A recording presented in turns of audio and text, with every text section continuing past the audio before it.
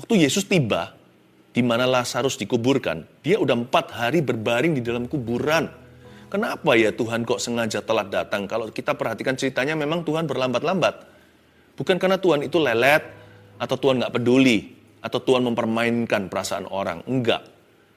Tapi semua itu indah pada waktunya. Jadi Tuhan yang paling mengerti. Kita ini nggak maha tahu, makanya menurut kita terlambat. Menurut Tuhan tepat waktu. Karena hanya Allah yang maha tahu. Lazarus setelah 4 hari berbaring di dalam kuburan. Sudah bau. Udah bau. Jadi nggak ada yang namanya kebetulan. Ini kabar baiknya buat kita. Mujizat yang Tuhan lakukan, sekalipun nampaknya telat atau terlambat, ketika Tuhan nanti laksanakan di hidupmu, adalah sebuah mujizat yang nggak bisa disangkali. It is God's doing, atau pekerjaan tangan Tuhan, tidak dibantu orang.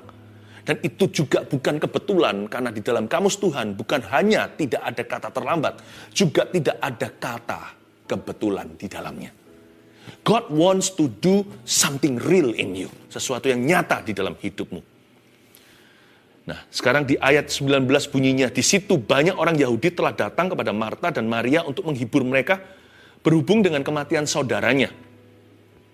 Ketika Marta mendengar bahwa Yesus datang, ia pergi mendapatkannya. Marta langsung lari. Ini si Meme. Marta ini adiknya Maria. Ya, Maria itu taciknya. Tapi kita nggak tahu apakah Lazarus itu anak tertua atau anak termuda. Si sulung atau si bungsu. Pokoknya sulung atau bungsu, kehilangan mereka terasa banget. Kalau kehilangan adik yang paling kecil kan kehilangan baby in the family.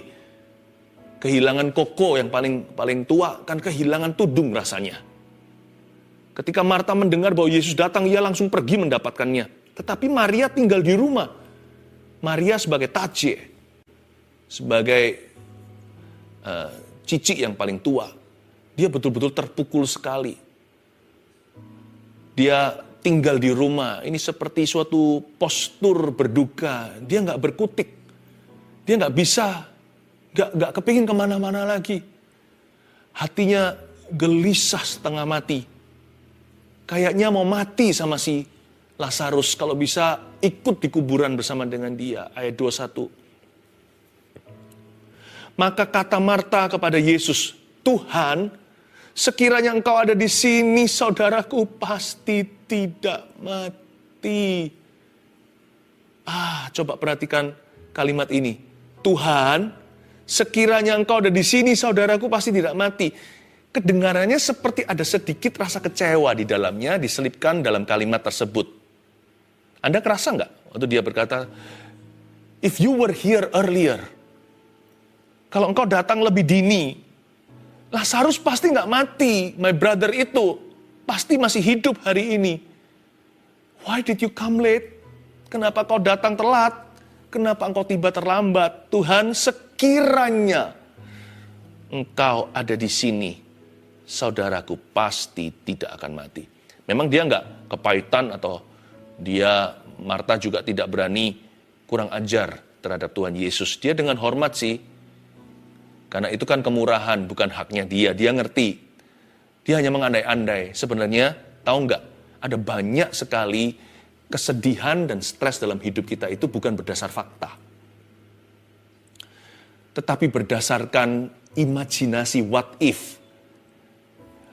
Andaikan, sekiranya.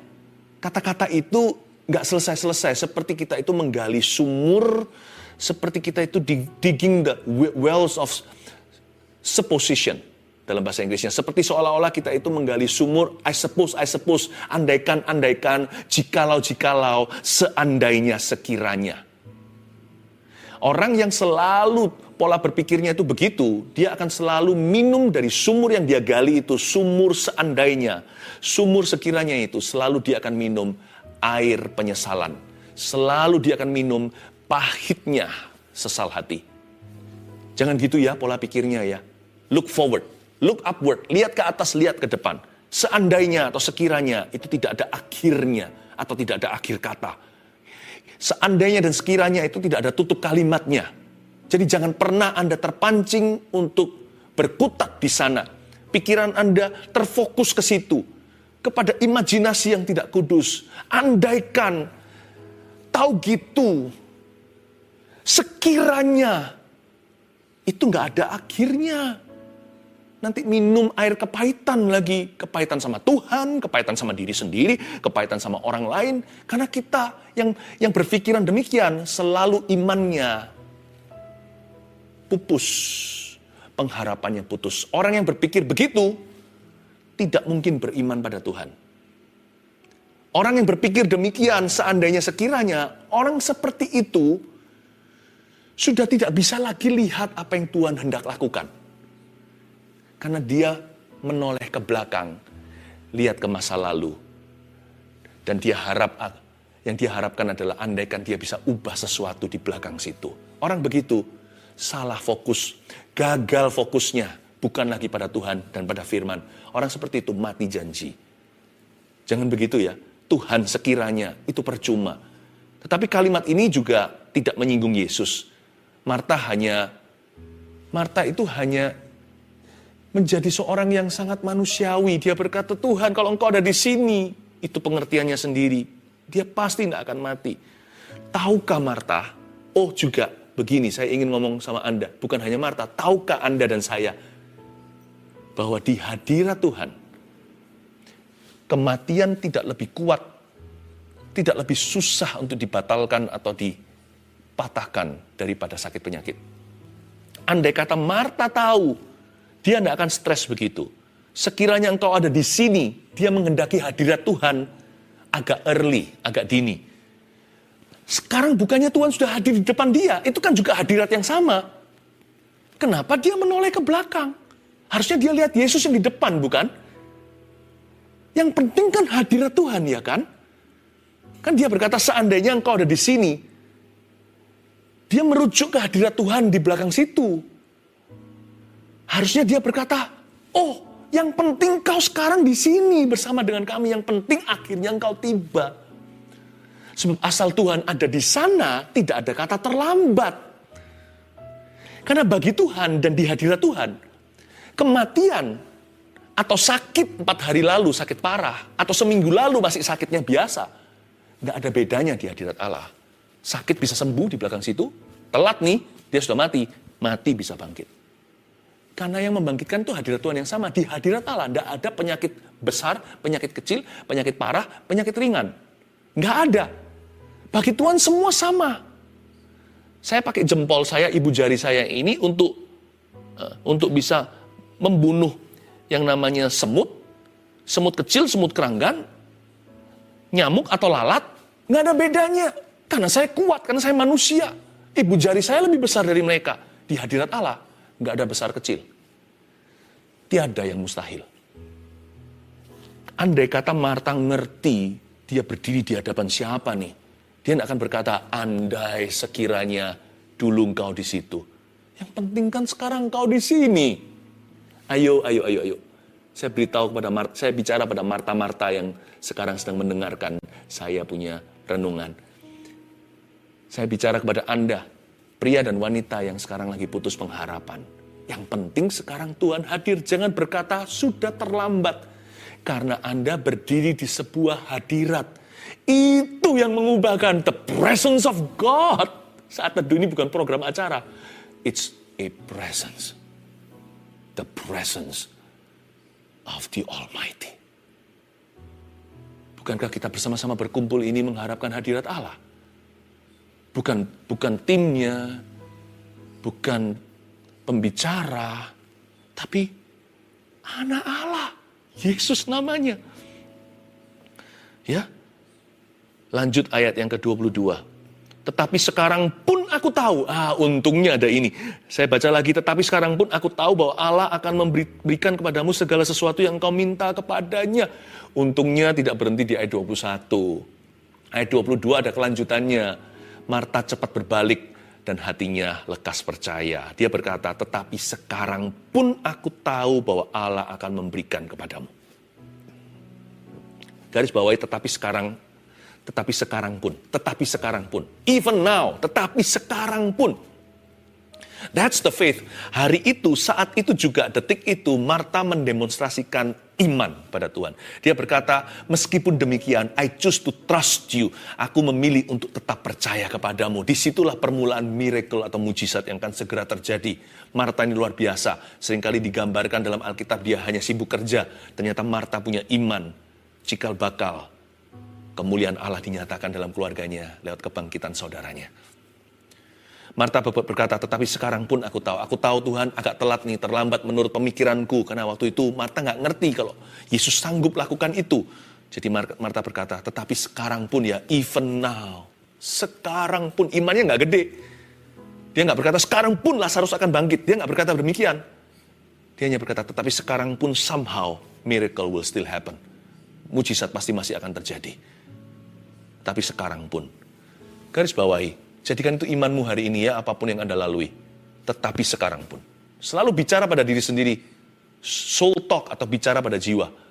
Tetapi sekarang pun, hai Philip Mantova, panggil namamu sendiri. Tetapi sekarang pun, hai Jeffrey. Tetapi sekarang pun, hai Sylvie. Tetapi sekarang pun, hai Henry. Even now. Tetapi sekarang pun, Tuhan masih akan melakukan sesuatu. Orang yang punya iman seperti ini, even now, biasanya doanya lebih singkat. Saya tidak berkata waktu saat teduh ya. Waktu saat teduh biar di fix, supaya ada disiplin rohani. Nggak hanya saat teduh begini, tapi saat teduh pribadi. Tapi maksud saya ketika kita itu meminta sesuatu, atau ketika kita mengklaim sesuatu, lebih singkat kalau kita punya iman seperti Marta, tetapi sekarang pun. Kenapa? Karena kita pasti akan mengeliminasi semua keraguan kita. Kalau kita bisa berkata, even now God will work, tetapi sekarang pun Tuhan akan bekerja. Yang tereliminasi adalah semua keraguan kita. Kebanyakan doa kita itu isinya karbohidrat. Atau lemak bahkan, bukan protein. Isinya itu berlebihan di keraguan. Kebimbangan. Tuhan, apa bisa? Aduh Tuhan, aduhnya lebih banyak daripada ya dan amin. Andai kata orang punya iman kayak gini, doanya pasti powerful. Dan akan ada great power, ada kuasa besar dalam iman yang bisa memindahkan gunung. Hari itu Marta menemukan sebuah rahasia, memindahkan gunungnya. Even now, tetapi sekarang pun, Tuhanku akan bekerja. Ayat 23. Kata Yesus kepada Marta, saudaramu akan bangkit. Marta mestinya senang dong, tapi Marta belum mengerti maksud Yesus. Kata Marta kepadanya, ayat 24, aku tahu sih, gitu ya kira-kira, aku tahu bahwa ia akan bangkit pada waktu orang-orang bangkit pada akhir zaman. Marta ngomong, ya aku tahu, aku ngerti bahwa akan terjadi kebangkitan nanti di akhir zaman, ketika kiamat, begitulah bahasa duniawinya. Ketika Tuhan datang. Itu is a distant resurrection atau kebangkitan yang masih jauh. Tapi yang maksudnya Tuhan di sini kali ini adalah mujizat akan terjadi hari ini. Dia kira nanti suatu hari. Ya Tuhan, nanti akan terjadi pada akhir zaman. Jawab Yesus. Ini ayat 25. Akulah kebangkitan dan hidup. Barang siapa percaya kepadaku, ia akan hidup walaupun ia sudah mati. Ini kayaknya nggak nyambung deh. Marta sama Tuhan Yesus ngomongnya itu beda level. Marta bilang, ia ngerti nanti suatu hari akan terjadi kebangkitan. Dia berkata, ya aku bisa nerima lah, aku tidak akan kecewa. Tapi Tuhan mau bawa dia mengalami mujizat now, sekarang. Yang satu bicara tentang a distant resurrection, yang satu berbicara tentang an immediate resurrection. Yang satu bicara tentang kebangkitan yang akan datang, ini kebangkitan sekarang. Nah, jawaban Yesus ini tidak menunjuk ke waktu, padahal mereka bicara tentang timing. Jawab Yesus, akulah kebangkitan. Dia mengarahkan semua perhatian kepada siapa dirinya. Ini luar biasa loh. Yesus tidak berkata, iya, aku akan bangkitkan. Dia berkata, hei, Marta, sebentar. Pause. Time out. Dia berkata, akulah kebangkitan. Look at me, lihat aku. Akulah kebangkitan, kata Tuhan. Ini hadirat Tuhan. Akulah kebangkitan. Ini powerful sekali, ini luar biasa. Yesus tidak berkata, aku punya kuasa kebangkitan. Dia tidak berkata demikian. Dia juga tidak berkata, nanti aku berdoa pada Bapak akan membangkitkan. Dia tidak berkata demikian. Dia berkata, akulah semua itu. Sejujurnya, akulah kebangkitan itu. Itulah sebabnya orang yang punya Yesus punya kebangkitan. Orang yang kenal Yesus kenal kebangkitan. Dia berkata, akulah semua itu. Yang kau katakan nanti suatu hari dibangkitkanlah, bla bla bla. Akulah semua itu. Jadi gini loh Marta. Tuhan mulai negosiasi dengan dia. Suatu hari cepat lambat, Lazarus toh harus dibangkitkan oleh saya. Apakah sekarang lebih susah membangkitkan dia daripada nanti di akhirat? Mana lebih susah menurut kamu? Aku bangkitkan now atau later? Toh cepat lambat, semua mereka termasuk kamu nanti otomatis akan aku bangkitkan. Aku yang membangkitkanmu nanti. Everyone will be resurrected by me, kata Tuhan Yesus. Jadi sekarang aku memberimu satu bonus. Aku bangkitkan sekarang aja ya. Meskipun dia akan mati lagi, tapi tak bangkitin hari ini. Wow, itu rasanya mujizat di depan mata. Tuhan itu baik ya. Ternyata mujizat terjadi bukan karena Marta itu imannya sempurna, tapi karena Tuhan itu panjang sabar sama orang gak beriman seperti kita, seperti Anda dan saya. Tuhan tidak membutuhkan imannya Marta, tetapi Tuhan sedang mengajak dia untuk kerjasama supaya dia bagian dari cerita kemuliaan Allah, bukan dari cerita orang yang gak percaya lalu Tuhan buktikan salah. Karena itu Tuhan terakhir berkata begini dari hati kasih, percayakah engkau akan hal ini, mengakhiri segala debat. Marta, Marta, ada banyak hal gak bisa masuk rasiomu, bukan berarti tidak pakai akal budi loh ya. Satu titik kita harus berkata, I believe, even though I don't see. Sekalipun aku gak melihatnya, aku percaya. Dan puji Tuhan, endingnya bagus. Ayat 28, 27 bunyinya begini. Jawab Marta, untungnya, ya Tuhan, aku percaya. Ya Tuhan, aku percaya, itulah resepinya kemuliaan Allah. Bahwa engkaulah Mesias anak Allah, dia yang akan datang ke dalam dunia. Lalu tak lama kemudian, bangkitlah Koko atau adiknya si Lazarus itu. 3 poin sederhana saya berikan kepada Anda. Dari rangkuman yang kita bahas ayat per ayat, Tuhan gak pernah terlambat. Oleh karena itu ini aplikasinya. 1, hati jangan lekas kecewa. Katakan pada dirimu sendiri, siapa tahu mujizat masih akan terjadi. Siapa tahu sebentar lagi. Jadi jangan lekas-lekas kecewa. Hati itu jangan gampang berkata, aku kecewa sama Tuhan. Karena Tuhan kita tidak pernah terlambat, sekalipun dia datang telat. Sekalipun dia kelihatannya terlambat. Tapi Tuhan tuh ngerti. Dia tahu tradisi, dia tahu superstisi, dia ngerti seluk-beluk hati. Dia tahu apa yang terbaik bagi Anda dan saya. Dia nggak hanya memberi kita secara fisik. Dia memperhatikan nilai iman kita. Yang pasti Allah kita tidak pernah terlambat. Jadi hatimu jangan lekas kecewa. 2. Iman jangan mudah goyah. Pengakuan imanmu itu jangan dilepaskan. Terus diakui di mulutmu, terus diyakini di hati. Sebab dengan hati kau percaya, dengan mulut kau mengaku. Jangan lepas. Sebenarnya berkata, I believe in you, ya Tuhan aku percaya. Lalu kemudian berkata, aku percaya dapat apa? Mana Tuhan kok gak dengar doa? Jangan diubah, jangan pelin-pelan di lidah. Iman itu jangan mudah goyah. Tapi Pastor Philip, kalau kita iman ini nggak terjadi gimana? Oke, saya kasih resep ininya ya, backupnya ya. Ini pun bukan backup iman sih, ini evolusi iman. Jikalau nggak terjadi mujizat itu bagaimana? Anda ingat surat Paulus nggak? Dia berkata bagaimana? Dia berkata begini, maka tertinggallah ketiga hal ini. Iman, pengharapan, dan kasih. Persis itu kronologinya. Maka tinggal ketiga hal ini. 1 Korintus 13 tepatnya. Iman, pengharapan, dan kasih. Dan yang terbesar diantaranya ialah kasih. Oke, saya ajak kita matematika. Evolusi iman seperti apa? Jikalau iman kita itu nggak goyah, tapi nggak terjadi yang kita imani, biasanya kita downgrade. Seolah-olah downgrade nih. Kita silang iman, tinggal pengharapan. Kita berharap ya, semoga Tuhan menggantikan. Atau semoga Tuhan masih kabulkan. Iya kan? Tapi kalau masuk surga jangan semoga-semoga. Itu kepastian.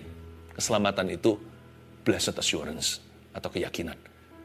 Saya bicara tentang janji-janji yang sementara. Yang sifatnya di dunia ini flesh and blood. Darah dan daging. Kalau iman jatuh satu level, itu ke pengharapan. Lalu jatuh satu level lagi, pengharapan kita nggak terjadi nih. Biasanya akan jatuh di level terendah. Itulah bottom rock atau itulah batu karangnya. Kasih tanpa syarat. Malahan Paulus berkata yang terbesar malahan kasih itu. Iman mujizat, pengharapan mengharapkan. Semoga masih bisa terjadi. Kasih. Kita bisa berkata Tuhan memberi, Tuhan mengambil, terpujilah nama Tuhan. Itu karena kasih Tuhan dalam diri kita yang tak putus-putusnya. Jadi sebenarnya jangan takut. Kalau beriman, ngejos saja.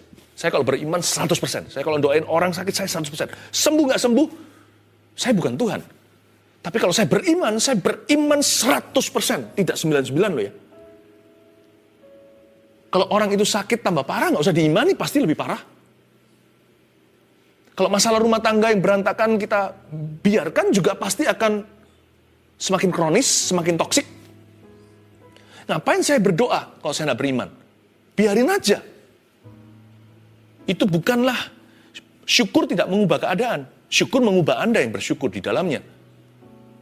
Tetapi iman yang mengubah, iman yang mengalahkan dunia. Kalau saya beriman, baik itu kondisi emosi, kondisi spiritual, kondisi peperangan rohani, rumah tangga, sakit penyakit, pekerjaan, terobosan keuangan, terobosan karir seseorang, atau perubahan hidup, perubahan situasi, perubahan keadaan, penyataan Allah, jawaban doa. Kalau saya beriman full gear, tancap gas. So, saya nggak takut kecewa. Kalau iman saya itu murni dari firman, saya di downgrade pun masih ke pengharapan. Di downgrade lagi saya masih punya kasih. Saya nggak akan pernah kecewa sama Tuhan. Kasih itu nggak bisa kecewa.